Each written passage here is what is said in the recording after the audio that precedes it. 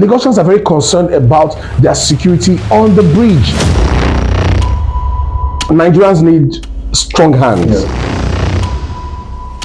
A lot of people get robbed in traffic in Lagos. Thousands of people are going to be getting robbed every day for the next 3 months.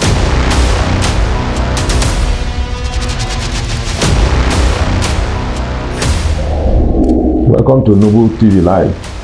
Today in Nigeria, we are talking about the rehabilitation of what we know as the third mainland bridge in Lagos. Of course, the longest bridge in Nigeria. It's going to take about 3 months for the government to complete the maintenance work that is going to commence any moment from now. But how is it going to play out in terms of traffic that is always a recurring decimal in Lagos State? And how is government going to award the contract in such a way that specifications will be met by the various contractors? And how will the government be able to provide and implement the rules guarding the contract of today in Nigeria as per the views of the current Minister for Works, the person of Engineer David Umahi?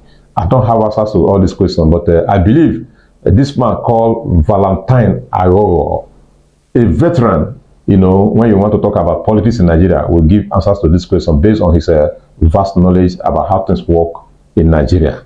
So, Valentine, you're welcome to this program. Thank you very much. Yeah, you heard all that I said. Yes. And, given the fact that you are familiar with how things work here, of course, they're working well. Though. Yes, they're doing well. They're working well. And Dave Umahi, the current Minister for Works, have introduced a new dimension to road maintenance in Nigeria. And to take a shot on that, he has come to a conclusion now that the third mainland bridge in Lagos will be going through a kind of resurfacing or refurbishing, you know, for the next 3 months. What is your assessment of what strategies he has put in place to actually make this in a fruition? Yeah. Firstly, I actually want to congratulate the minister for this initiative. It's a very bold one. It's a very bold one because there are a lot of political grounds and goons that that will be offended as a result of this initiative. But of course, I'm sure he has covered all his grounds before going ahead with it. Because one thing is, the minister is a professional, right? He's a civil engineer by profession. So he's experienced. He actually came to Lagos to inspect not just only the third mainland bridge, he also inspected the Carter Bridge, the Independence, the Falamo and Falamo bridges. Echo Bridge. Yes, the Echo Bridge. So he also inspected the Apapa, that's the Marina shoreline, yes, in Apapa. So he did a thorough investigation, and not just by asking anyone to do it for him, he went there himself to show you how thorough he is in getting his job done. Some other ministers will just appoint someone, assign someone to go do the dirty work, and while they sit in their offices in Abuja. But he came in person, and he came with his life jacket and all that, went under the lower deck. And I don't know if you've seen some of the footages, the pictures and all. These bridges actually require urgent maintenance. They are actually quickly dilapidating, fastly, as in it's so bad that if you check the lower deck, the lagoons, you see a lot of structures that are already broken, falling out of place. Then something he also pointed out, which a lot of Lagosians would also testify to, is that the fact that the bridge is not actually leveled. If you are a Lagosian, you apply on the third mainland bridge regularly, you attest that the bridge is not leveled, and that's not the standard. Because there was a time the bridge was shut down, that they were going to do some maintenance. But after when the bridge was opened, we saw that it was actually basically patches. They just did patches, you know, and those patches are not going to help the free flow of traffic of vehicles. All right, so some steps that David Umahi decided to take is, firstly, to remove the entire surface and resurface the entire third mainland bridge. I think his specifications is 2 millimeters. Right. So that's the height of the height. Yes, 2 millimeters, and of course with quality materials, which he himself has said he would personally come to inspect. He's not going to delegate professionals alone to just come and inspect it. No, these professionals can be bought over. You can just go there, contractor will just pay the professional and say, don't worry, give this report, and they write it. It happens every day all over the world, especially here in Nigeria. So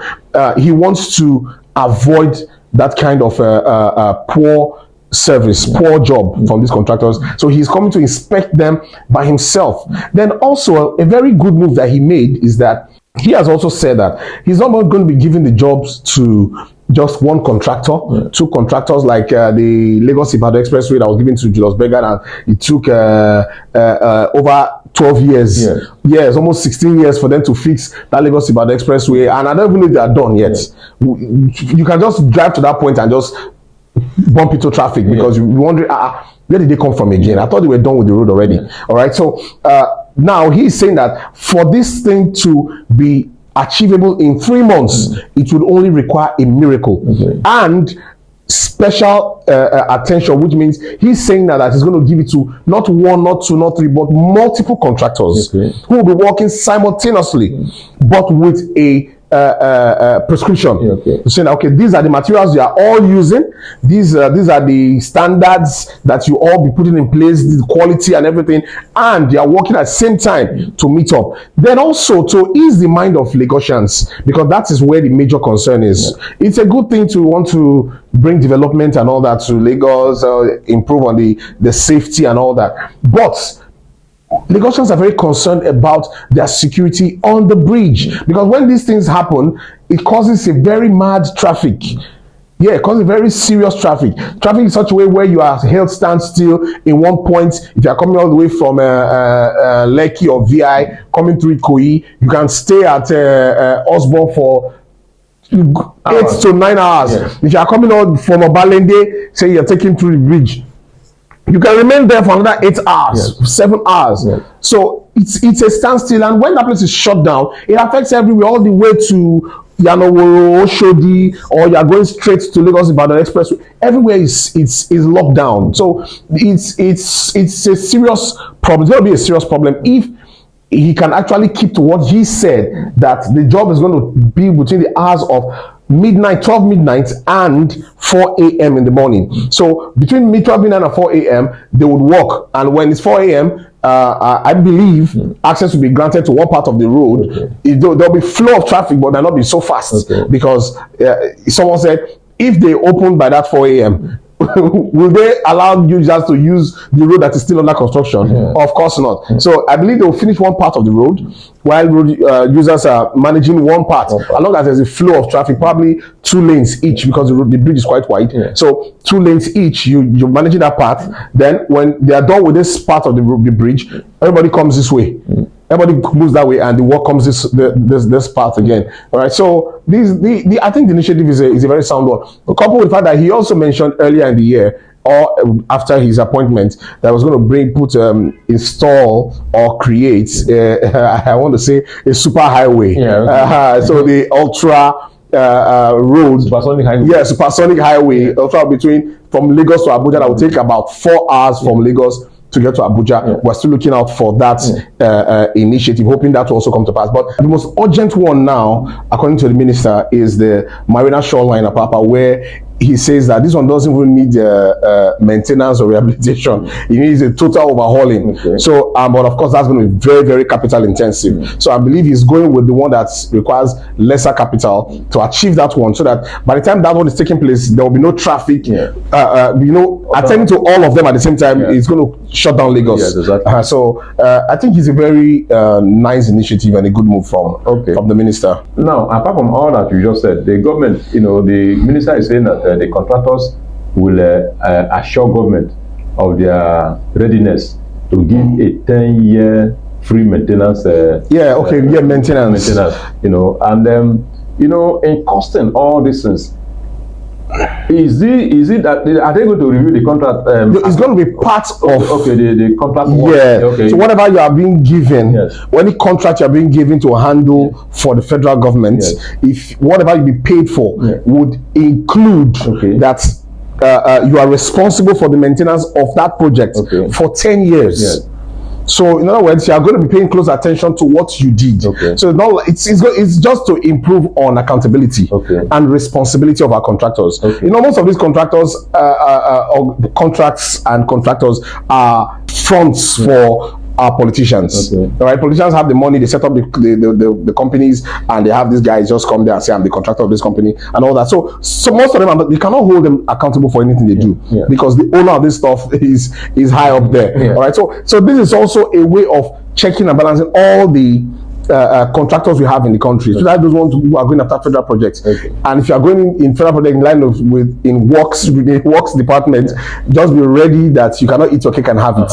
That whatever you are doing, you're going to be responsible for it for 10 years. It's maintenance. It's part of what you'll be quoting. Then also, after 2 years of if what you were given to set up or to build or to create, whatever it is, if it's collapses or it falls below quality in 2 years, you are supposed to be locked up. You are supposed to be locked up. Where is it military? No, it's not military. Someone would say it's like a military backdoor, but it's not really military backdoor. I believe that Nigerians need strong hands. Yes, if you use negotiations for Nigerians, it will not work. It has never worked. All right, so Nigeria needs strong hands, but not necessarily military. But I believe that he's going to get this plan fused into the law. All right, so where the judiciary will have to interpret it for the contractors and make them understand that these are the terms and conditions for whatever you're undertaking. All right, so these are terms and conditions, so you have to be ready to live with it, so that you don't come back tomorrow and say you were not informed, or you are being oppressed, or you go to social media or go to media houses and blow trumpets and say your fundamental human rights is being infringed upon. No, it's none of that.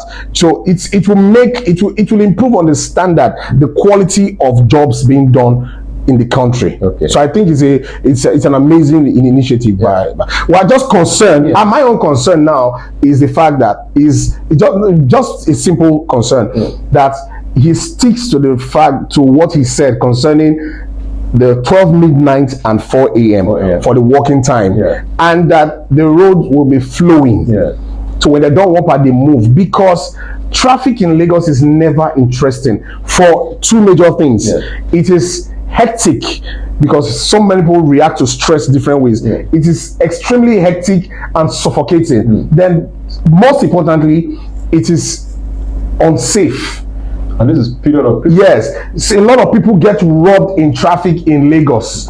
A lot of people. So I can guarantee you that if there's no proper flow of traffic, thousands of people are going to be getting robbed every day for the next 3 months. And he has said he's going to start off the project from the 1st of November. Okay, so part of the things that are very flashy, governments of our Nigerian government always present very flashy stuff, even though sometimes they don't fulfill it. He has said that part of the rehabilitation of the Mainland Bridge will include replacing the rails, all right, to more secured brand new rails, quality ones. That's one. Two, installing solar street lights every part of the bridge. In all parts of the bridge, it will be like broad daylight. Not some part of the bridge will be dark, some parts will be well lit. Those dark areas, robberies can be taking place there. You'll be so unaware. All right. Then finally, and we are hoping that will be the miracle of the decade, is that we're going to have CCTVs on the bridge, where if you are driving along the bridge, if any crime occurs, the CCTV footages will just be reached out to, and of course the culprits will be easily identified. Okay, thank you very much, Valentine Awo, and believing that you have done justice to this question of a third mainland bridge to go or undergo reconstruction with effect from 1st of November 2023. You have had him. If you are you have one or two things to do along that route, you should now begin to plan your movement. The contract or the jobs will commence by 12 midnight to 4 a.m. now, which means that traffic will be allowed on the bridge from 4 a.m. again till 12 midnight. And therefore, adequate arrangement, he says, must be made so that the level of criminalities along that route during this period will be minimized. And of course, because the government have said they are going to install CCTV cameras That means also that criminals are in for their criminality. So anytime you involve yourself in criminality or acts of criminality along that road, you can be sure that the eyes of the law will catch up with you. And therefore, be very careful as a criminal, and the government and the contractors should also be very careful, because according to Valentine, if your portion of the bridge, falls short of what you promised within 2 years, you may be going to jail because of it. Or within 10 years, you are not able to maintain, something will also be given out to you by way of a punishment from government, maybe barring you from further contracts from government. So we're going to end it here, believing that next time maybe we'll continue from where we stop, believing that after you may have contributed your own comments, and of course shared, and press the notification button and all that to ensure that you get further updates. Other people's view will help government to accomplish whatever they want to accomplish during this period. So thank you for being there. My name remains August Nomilo, and I've been discussing with Valentine Agogo.